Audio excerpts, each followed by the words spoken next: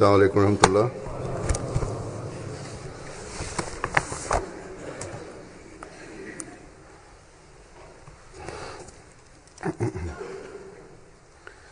أشهد أن لا إله إلا الله وحده لا شريك له وأشهد أن محمدا عبده ورسوله أما بعد فأعوذ بالله من الشيطان الرجيم بسم الله الرحمن الرحيم الحمد لله رب العالمين الرحمن الرحيم مالك يوم الدين إياك نعبد وإياك نستعين اهدنا الصراط المستقيم صراط الذين أنعمت عليهم غير المغضوب عليهم ولا الضالين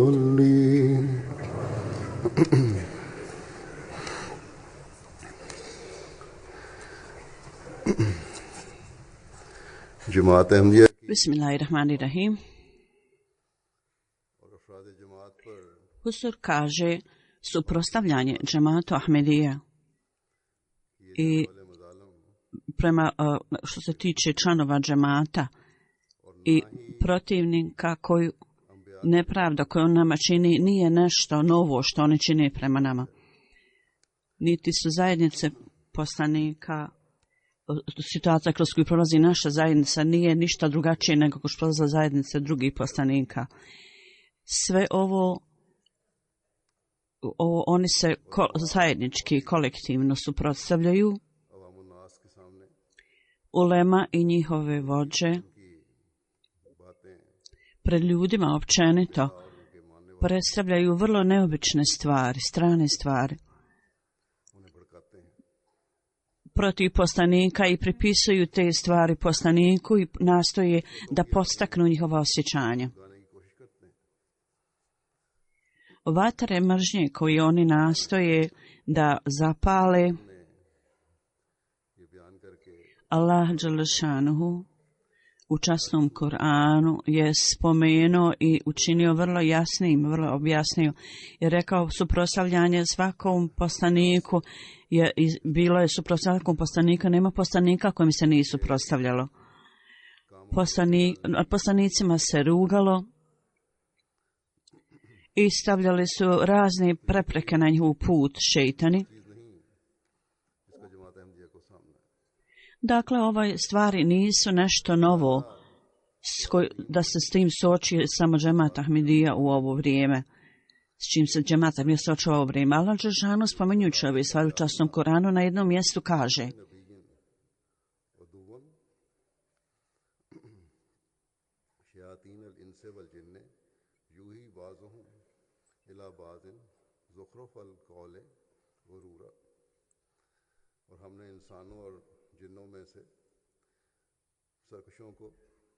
u prevodu od muškaraca, od ljudi i žena mi smo stavljali protivnike, mi smo od njih odredili protivnike da se protive poslanicima, da su protiv poslanika i oni njima predstavljaju neke uvrnute stvari i njihovo razmišljanje prevare oni stavljaju u srca ljudi. Ova Allahova izjava i tvrdnja je vrlo istinita i čak i danas, da ova pobunjenička ulema, neposlušna ulema u ime religije, nastoji da prevare ljude i dokvaraju ljude.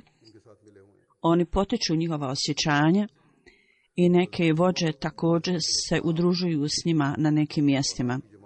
Hazreti Mesih Maud alejhisselam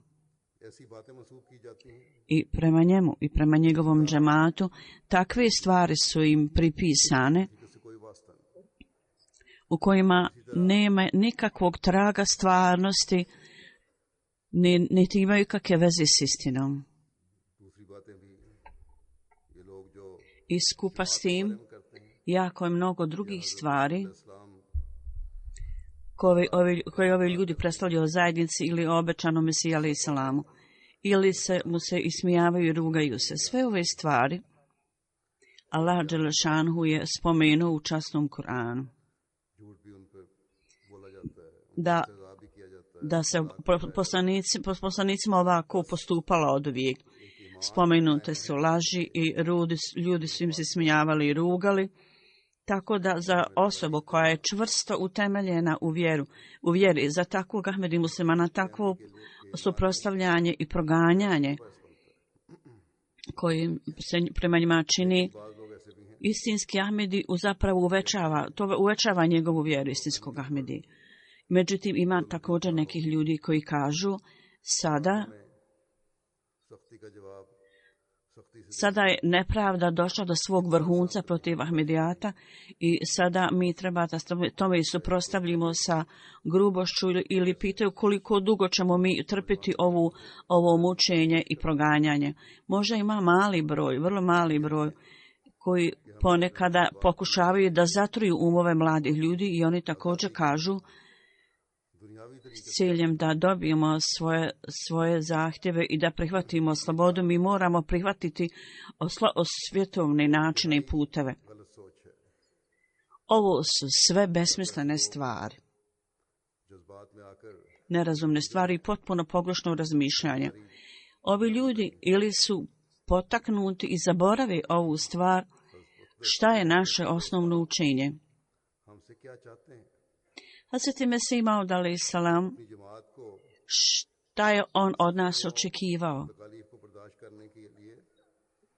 Obraćajući se svom džematu s ciljem da izdrže, podnesu, da izdrže te proganjanje, kakav savjet je njima dat. I on je nastojao da napravi viziju kod članova džemata kako se protivljenje pojačava i raste. Razne metode su posvojene.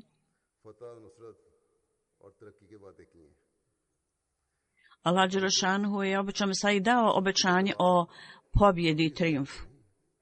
Međutim,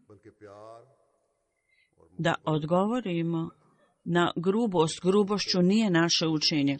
Zapravo sa ljubavlju, naklonošću i dovama, da posvetimo pažnju dovama i ibadetu, mi tako treba da odgovorimo. I ovo je nešto što obećani Mesija alejhi salam je stalno objašnjavao članima svog džemata i rekao: napredak zajednice i uništenje neprijateljima će se dogoditi kroz ibadet, ako Bog da, inšallah. Zbog toga vaše stanje treba da oblikujete svoje stanje u skladu sa Allahovom voljom i da stvorite odliku bogobojaznosti i zato treba da se pokorite Allahu dželešanu. Hazreti Mesih Maud alejhi salam, on je morao doći kao princ mira i došao tako u tom svojstvu. On i njegovi sljedbenici, on je savjetovao svoje sljedbenike od prvog dana i rekao: moj put nije lahak put. Možda na tom putu budu teškoće, razne teškoće. Tu treba na tom putu da ubijete svoje strasti, da se podvrgnete financijskom gubitku i gubitku života.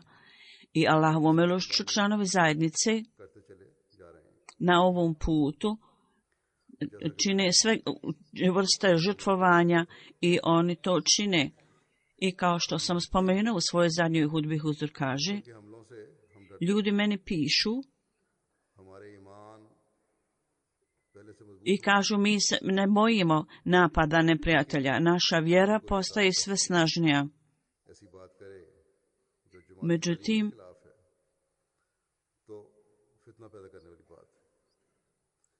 ako nešto učini protiv učenja Ahmedijata, to je isto kao stvaranje kušnje za ljude. Uz to nadalje, to je kao poticanje neprijatelja da idu u neprijateljstvo sve više i više, pogotovo kad su ove stvari na Twitteru ili Facebooku ili neki drugi način se rašire. Tako, mi postupamo u skladu s ovim učenjem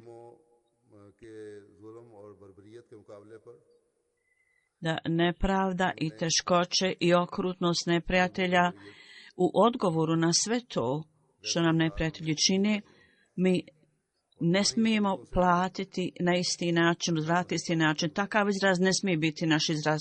Niti treba da se vraćamo, niti treba da se suočimo sa vladama oružjem. Naš odgovor je kroz ibadet i kroz dove, kao što sam rekao.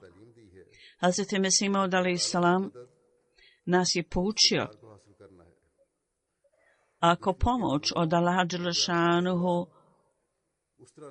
ako hoćete ljubav Allahovu, onda u odgovoru na napad neprijatelja, onda ne smijete odgovoriti na isti način kako vas oni napadaju, na kako oni vama, što oni vama rade, nego kroz strpljenje i kroz ibadet i dove treba da dadnete svoj odgovor. Samo onda ćete biti u stanju da vidite pobjedu.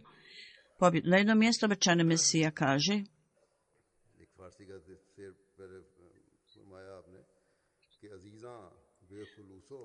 prva persijska strofa je tu.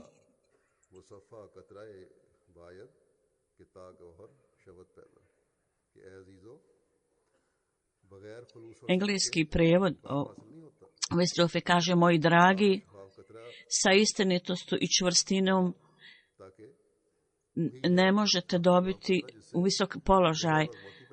Kroz čistu vodu, kroz kap čiste vode vi možete to postići i tako budu stvoreni lijepi i prelijepe stvari. Kaže: moji dragi, vi koji ste u mojoj zajednici, Allah dželešanu dadne i meni i vama i osposobi nas da činimo one stvari s kojima je zadovoljen. Sada je vas mali broj i na vas se gleda s poniženjem i za vas je period kušnje i u skladu sa Allahovom tradicijom koju on pokazuje od zapadnog vremena. Za ove ljude vi ćete biti proganjani i posrtaćete i mučit će vas i razne stvari ćete morati slušati i čuti. I svako ko vam bude zadavao neku štetu i povredu, on će to smatrati da je učinio uslugu religiji.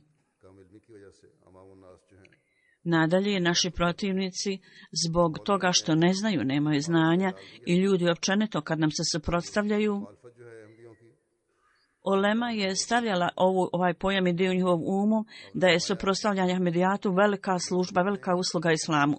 Obećan Mesija je rekao: ovi ljudi misle da oni podupiru i potpomažu put islama.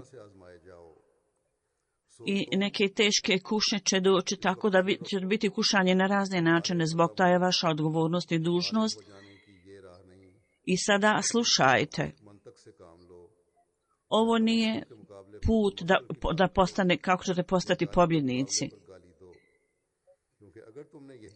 I da vi odgovorite ružno i da koristite ružan jezik u odgovoru na urede vama. Ako budete to učinili, vaše srce će otvrnuti, vi ćete jednostavno izgovarati nešto što Allah dželešanhu ne voli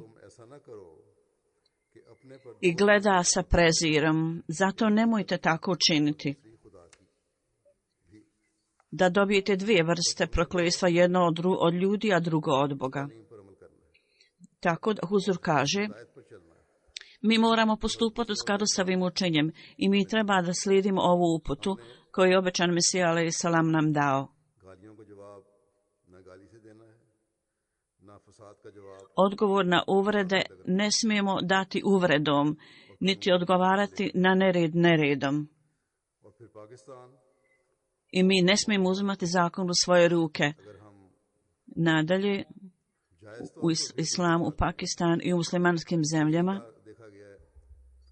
ako sebe branimo na zakonit način, većinu vremena mi smo vidjeli da zakon, umjesto da nas potpomogne i podupre, oni zapravo pomažu i podupiru nepravedne ljude i tlačitelje.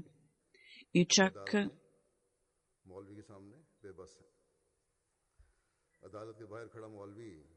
i iznošenje ovih ljudi koji je napravio nepravdan i prihvaćen na sudu, zato što hođe stoji ispred suda i prijete sudijama, ako prihvatite to, onda ćete vidjeti šta će se dogoditi, prijete im. I većina sudija zbog straha odlažu slučajeve i ne donose odluku.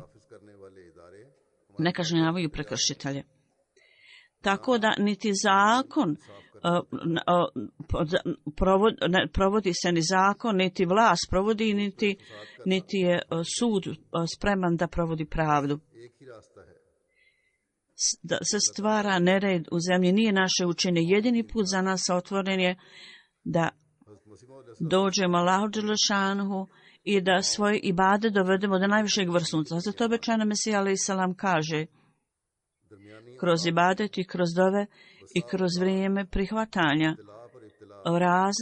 period između, nekoliko puta se dogodilo da su kušnje za kušnjama i takve kušnje dolaze na vaš put koje vam slome kičmu. Međutim, oni koji su čvrsti i ustrajni i vrlo pobožni ljudi u ovim periodima kušnje, oni također osjete miris primanja dova i oni vide očima mudrosti i onda poslije toga Allahova pomoć dođe.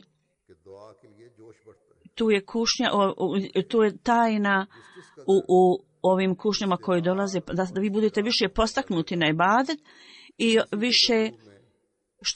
što više molite u tom stanju, vaša bespomoćnost će rasti i onda će biti više dubine, iz veće dubine ćete činiti svoje dove ibadet.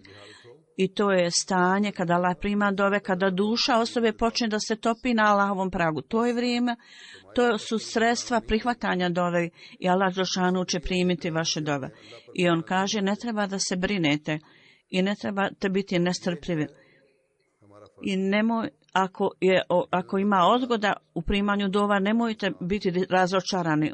Sigurno će Allah dželešanu obećanje koje je dao obećano Mesija alejhi selam, one su istinite, Allah će sigurno ispuniti te dove, Allah dželešanu sluša dove i molbe. Zbog toga svaki od nas trebamo analizirati sebe, da se pitamo jesam li postigao ove visine dove koje Allah od mene očekuje, ili smo oni ljudi koji umjesto oči okrećemo svetovnim stvarima, okrećemo li se zapravo i odvedimo svoju dušu do te tačke gdje se duša topi pred Allahovim pragom i gdje počinje prihvatanje dova. Allah zna ove standarde. Čak i ako mi radimo vrlo naporno, mi to ne možemo postići. Niko ne može reći, jest, mi smo postigli taj standard. A ipak nisu bili u stanju da učine ništa da njihova dova budu primljene. Naš posao je poznat Allahu dželešanu. Allah zna sve. Naš posao je da sa strpljenjem i ustrajnošću čvrstinom treba da se čvrsto držimo Allahove ruke. Ako neko pokazuje nestrpljenje, onda će on sebi nanijeti, izazvati štetu. Oni koji su uznemireni, oni ljudi koji su mučeni, pogotovo u Pakistanu, većina ovih ljudi pokazuju strpljenje i oni čini dove ibadet. I oni su vrlo snažni u svojoj vjeri. A ovi ljudi koji su daleko, oni ne podnose ovu prividnu mučenje. Oni su ljudi koji općenito govore. Oni trebaju također raditi ove stvari. Ako stvarno imaju simpatije sa slučajne prema svojoj braći, onda se trebaju čvrsto držati Allahove ruke. Hazreti Mesih Maud alejhi selam je spomenuo na jednom mjestu, ako neko na vas baci uvrede, onda vaš prigovor vi trebate prigovarati Allahu i Allahovom sudu, nikome drugom. I da bi dobili i da budemo ljubazni prema ljudima, naša je dužnost i odgovornost. Svaki od nas treba da znamo da je naša dužnost da direktno, bilo da direktno smo mučeni ili ne, trebamo se uvijek čvrsto držati čvrstoće i strpljenja i ovo je znak istinske vjere i vjerovanja. Hazreti Mesih Maud alejhi selam, objašnjavajući ovu stvar, da i ići s njim nije jednostavna, lahka stvar i kaže, ako neko ne želi da ide skupa sa mnom, onda treba da se odvoji s mog puta. Ko zna koja je vrsta strašnih stepeni i mučenja i džungle mučenja dolaze na vaš put. Tako da oni ljudi koji su slabi u svojim stopama, zašto da podvrgavaju teškoćama, i oni koji u svom umu neće se odvojiti od mene ni kroz svjetovne kušnje, ni kroz teškoće, ni kroz kakve muke, neće se odvojiti od mene. Oni koji nisu moji, oni jednostavno tvrde da su moji prijatelji, međutim, ovi ljudi će uskoro biti odvojeni. I onda će imati kajanje i njihova budućnost će ti biti još gora. Možemo li mi podnijeti ove kušnje? Možemo li mi biti prepadnuti na ovom mučenja, na ovom putu? Hoćemo li se mi razvojiti u bilo kakvom koju kušnju od Allaha? Ne, samo kroz njegovu milost i samilost. Oni koji će se odvojiti od ovog puta, neka se odvoje.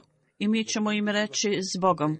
Zapamtite, nakon prekida ove veze, ako oni ponovo kasnije se pokore, to prihvatanje neće Allah toliko cijeniti njihov povratak. Jer njihovi loše osjećaj, njihova neposlušnost i šteta će biti prisutni. Allah zna tu štetu. I onda opisujući ovu stvar, šta treba biti visoki standard strpljenja vjernika i uprkos mučenja od strane neprijatelja,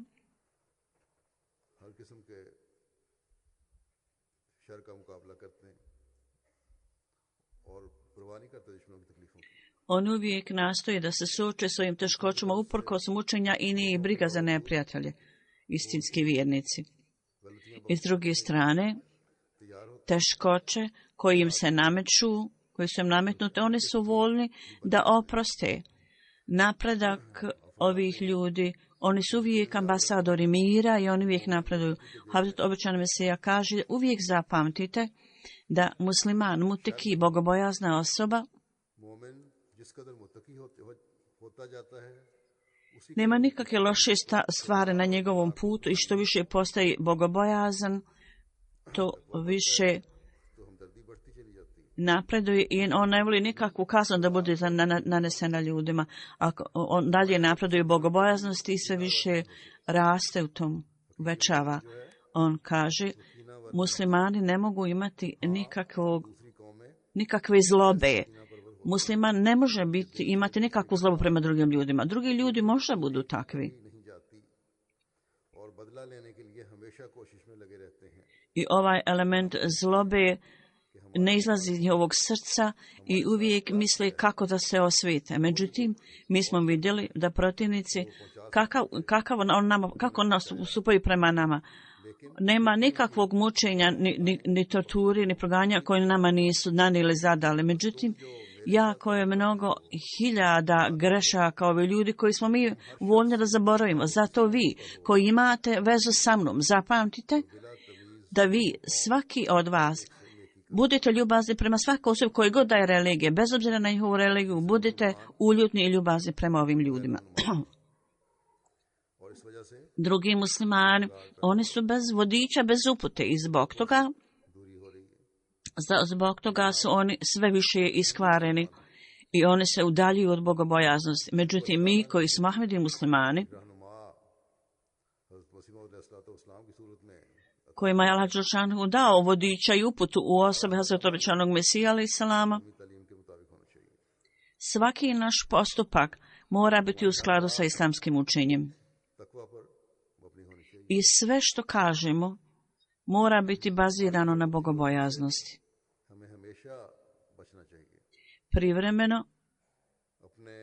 Privremeno uzbuđenje treba da to izbjegavamo. Naša srca, moramo u detalje posmatrati svoja srca koliko bogobojaznosti imamo u srcu. I onda objašnjavajući ovu stvar, šta je stvarno bogobojaznost i šta je pokaz stvarne bogobojaznosti. I bogobojaznost i pobožnost, koja vrsta izraza treba doći iz takve osobe. Zato Bećem se alaih salam kaže, sa istinskom bogobojaznošću neznanje ne može biti povezano i spojeno. Stvarna bogobojaznost sa sobom donosi svjetlo, kao što Allah dželešanu kaže,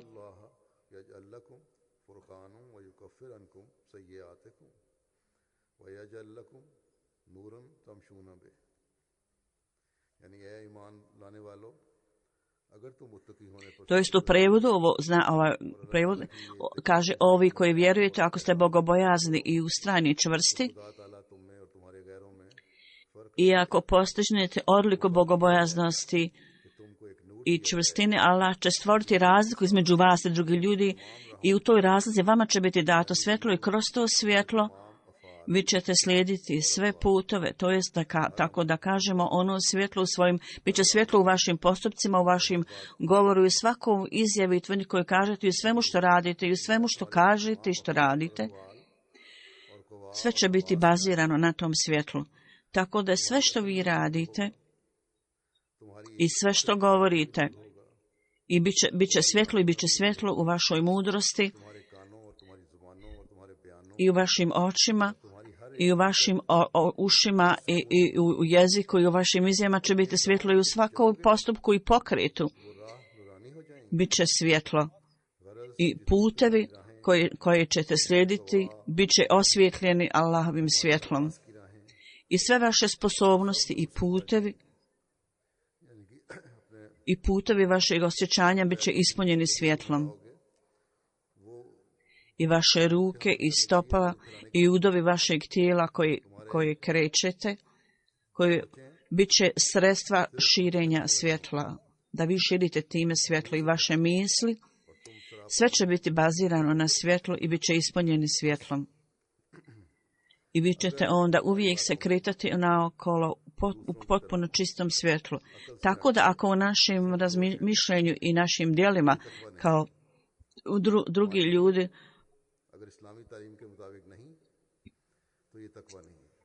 ako to samo bude i prividno i napustimo mudrost, onda će to biti beskorisno. Ako ne postupimo u skladu sa bogobojaznošću, ako našim postupcima i onom što radimo, ako nema svjetla, izraza svjetla od Allaha, onda treba da se brinemo o svojoj bogobojaznosti. U nenaklonjoj situaciji, u lošoj situaciji, ako ova mudrost koja je data imamo ovog doba, ako ne postupamo u skladu s tim, onda ćemo se udaljiti od tog svjetla i zbog ove neposlušnosti Allah dželešanuhu nam nećemo dobiti ono što nam je Allah obećao. Zato treba da se analiziramo. Jesu li naši standardi bogobojaznosti dovoljno visoki gdje smo u stanju da vidimo svuda Allahovo svjetlo? Onda treba da vidimo da li to imamo i da li naše dove, naši bade dodiruju najveći položaj gdje se duša topi. Činimo li one stvari koje Allah dželešanu želi od nas? Onda treba da vidimo, onda ćemo vidjeti da je vrlo blizu Allahova pomoć i potpora. I onda Allah dželešanu je taj koji će stvoriti za nas zemlju i on će također izravnati tlo za nas. Ako želimo da postignemo ove stvari, idući dalje od ovog učenja, ništa neće biti postignuto. Pred nama imamo primjer ovih organizacija, oni koji u ime Islama troše bilijune i bilijune funti i dolara i žele da utemelje vladu, islamsku vladu. Međutim, osim nereda i nepravde i varvarskih divljih postupaka, oni ništa drugo nisu postigli. Privremena okupacija je tu, međutim, to je ispalo iz njihovih ruku i ovo su ljudi koji kaljaju religiju Islam i oni kaljaju prelijepo ime Islama. Niko ih ne spominje da čine uslugu Islamu. Usluga Islamu i propagiranje Islama sada je osuđeno i određeno da bude kroz obećanog Mesija alejhi selam i kroz njegovu zajednicu. I ovo samo može biti postignuto u ovom slučaju kad osoba koja je poslana od Allaha, kad mi budemo slijedili njegove stope i u svjetovnom smislu kakav god napor činimo, niti imamo snage, niti imamo sredstva da možda budemo u stanju da nešto postignemo. Međutim, ako u sebi stvorimo bogobojaznost, ako u svojim srcima stvorimo strah od Allaha, ako svoj ibadet dovedemo do tako visoke tačke koja se traži i koja je potrebna, onda, kao što baš Mesija alejhi selam spomenuo, pozivajući se na časni Kur'an, onda će nam biti dato to svjetlo, nur, taj nur koji se ne može, koji je jedinstven u Allahovoj samomoći. I onda u prevodu ovog ajeta kaže, najveće časti u Allahovim očima je ona osoba, onaj čovjek koji je najviše bogobojazan. Onda, je li moguće da Allah dželešanu kaže nešto neistinito s jedne strane, da proglasi da je bogobojazna osoba najveće časti, a da onda i ponizi očima ljudi, da ih ostavi same? To je nemoguće.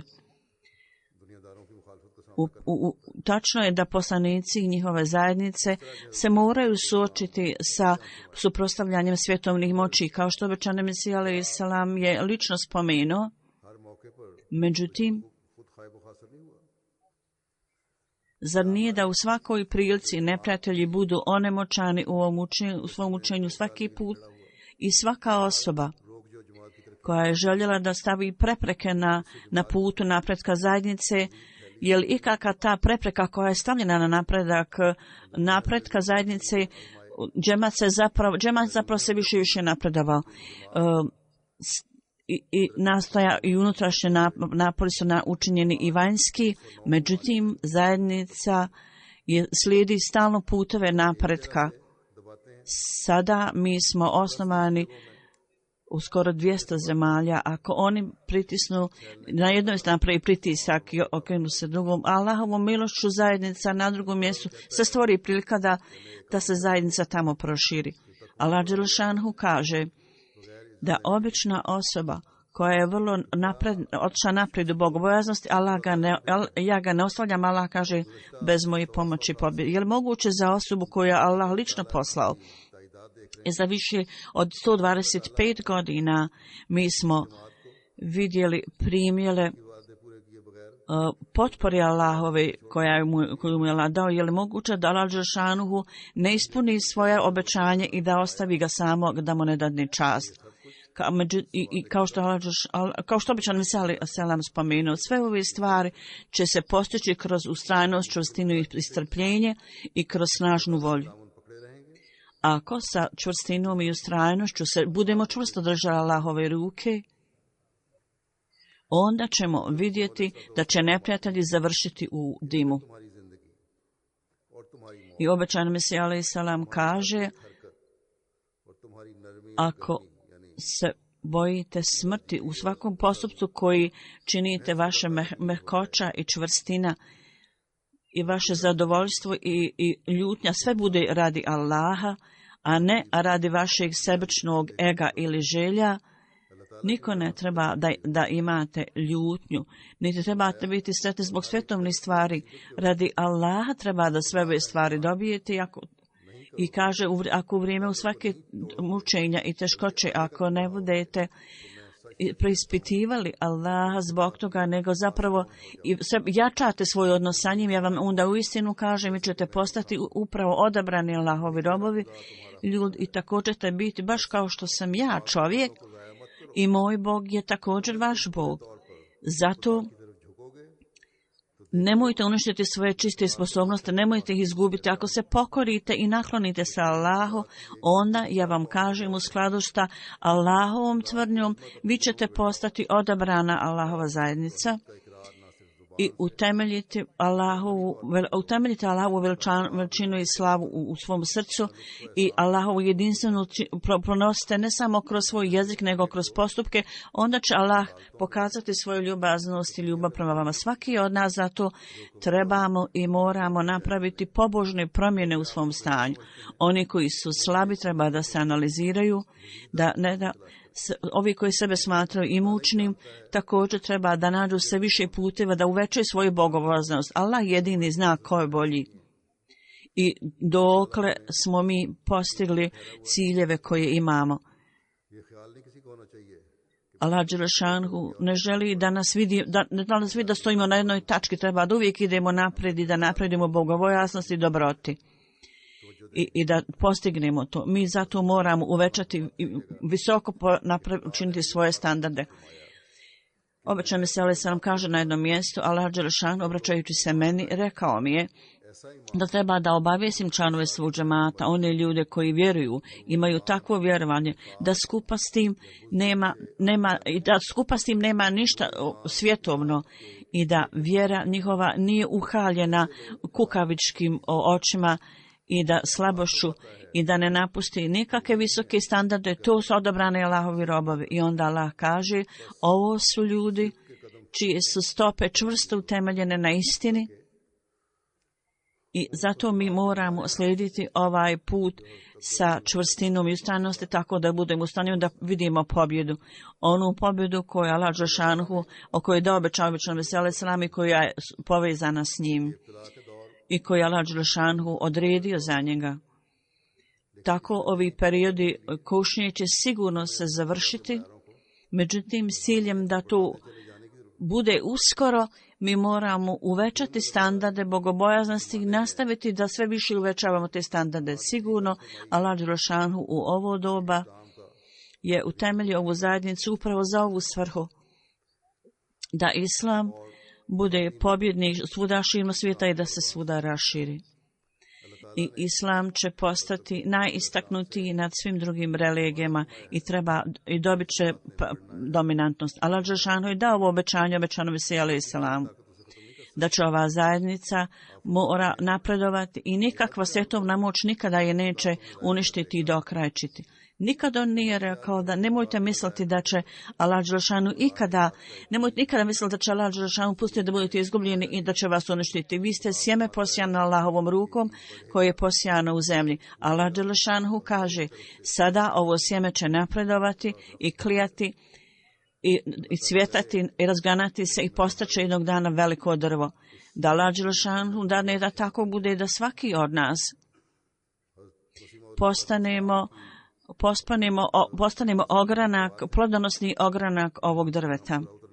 I da sva očekivanja koje obećano se ima od svih članova zajednice, da budemo u stanju da to ispunimo i da uvijek uvećamo svoju bogobojaznost i kroz trpljenje i dove i ibadet, da uništimo nastojanje svih protivnika. Poslije džume namaza ja ću voditi dženazu namazu u odsustvu. Malik Halid Javid sahib, Muhammed Jakub sahib iz Čakval, oblast Čakval, Halid Javid sahib. Imao je 69 godina, 12. decembra 2016. kad je Darul Zikar džamija, on je umro od srčanog udara bila je ova naša džamija napadnuta i prema detaljima izvještaja tog dana, 12. decembra, to je bio Rabiul Evel, dan rođenja Muhammeda alejhi selama, protivnici su imali protest u Čakvalu i prema planu promijenili su svoju putanju i napali su Ahmedija džamiju i izašli su iz džamije i vrlo provokativne slogane uzvikivali i počeli su da ruše džamiju i članovi džamije, uključujući Halid sahiba, u skladu prema kako familija umrlog kaže, on nije imao nikakve probleme sa srcem prije, niti je uzimao ikakve lijekove za srce, niti bio i pod kakvim liječenjem.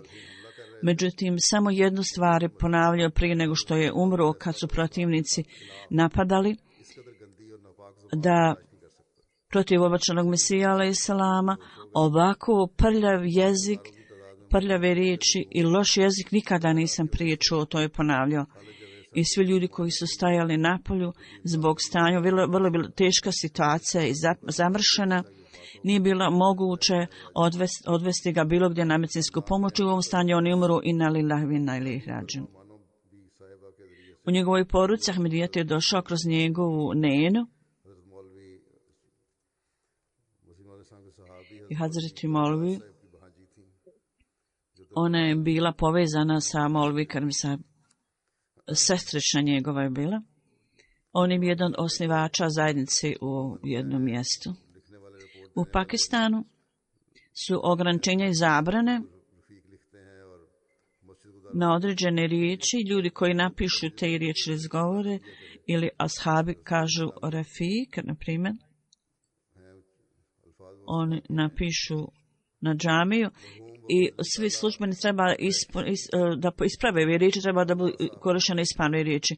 Allahovu milošću ovaj umrli je bio rođen Ahmedi i on je bio osoba visokog standarda, visokog morala i imao je veliku ljubav sa institucijom, prema instituciji halifata, obavljao je 5 dnevnih namaza i tahadžud namaz i učio je Kur'an glasno, na glas. I 20 godina, skoro 20 godina, boravio je u Šardži, živio i zadnjih 20 godina vratio se u Dulmijal i većinu svog vremena, mnogo godina je proveo u džamiji i na ovaj način je obavljao dužnosti džemata na obezbeđenju. Prije svega u toj obavlja imao je veliku ljubav prema časnom Kuranu. Jedan njegov sin Jusuf Sahib, on je poučio ga časni Kuran na pamet. I osim toga, na razne načine je obavljao službe u zajednici i za sebe je ostavio ženu i 2 sina koji žive u Velikoj Britaniji, Hasif Subhana Jub, i 2 kćerke, Arvija Merijem i Hamerjem. One su ostale iza. Da Allah dželešanu uzvisi položaj umrlog i također nastave, njegovi potomci nastave činiti dobre stvari.